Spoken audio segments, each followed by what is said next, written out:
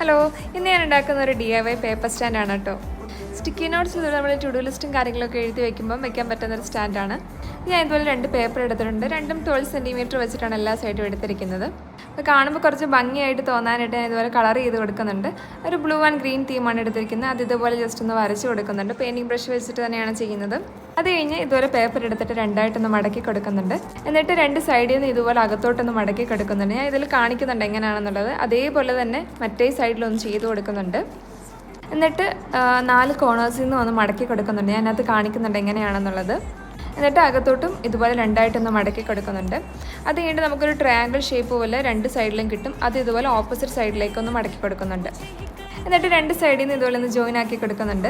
Exam ഒക്കെ prepare ചെയ്യുമ്പോൾ നമുക്ക് ഇതുപോലെ ഓരോരോ പോർഷൻസ് തീർക്കാനായിട്ട് നമ്മൾ എഴുതി വയ്ക്കുമല്ലോ. അപ്പോൾ അതൊക്കെ വെക്കാൻ പറ്റുന്ന ഒരു കുട്ടി സ്റ്റാൻഡാണ്. അപ്പോൾ നിങ്ങൾക്ക് ഇഷ്ടപ്പെടുന്ന നിങ്ങളെ കമൻസിൽ പറയുക, ലൈക്ക് ചെയ്യുക, സബ്സ്ക്രൈബ് ചെയ്യുക.